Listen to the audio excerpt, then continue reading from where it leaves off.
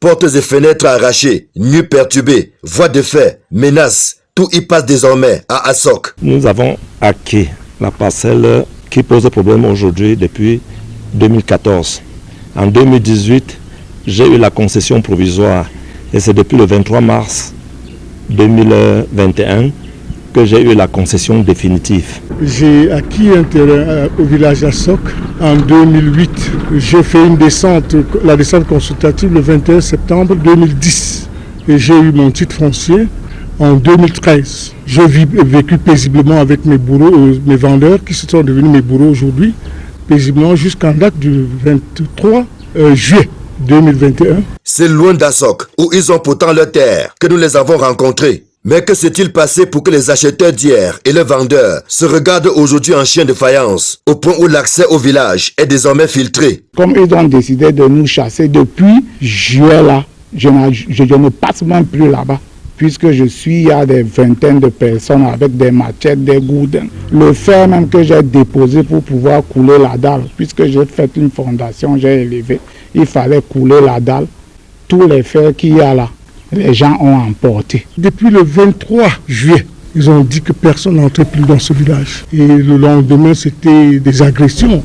Les garçons agressent tout le monde à main armée, des armes blanches. Ils ont ça à longueur de journée.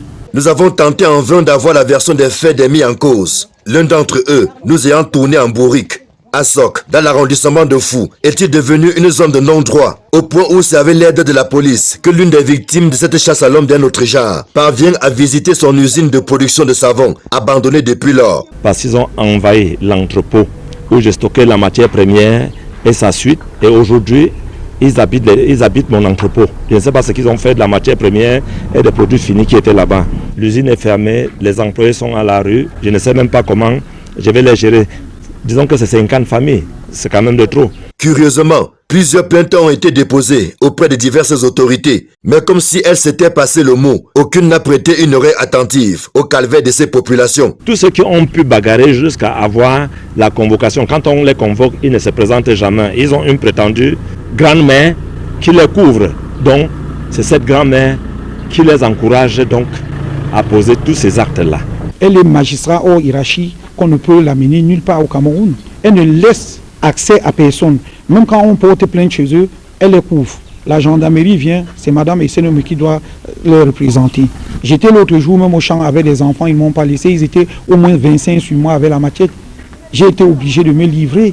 Si nous avons rencontré une dizaine de victimes, il faut noter qu'elles sont plus nombreuses dans cette situation, certaines ayant choisi de souffrir dans le silence.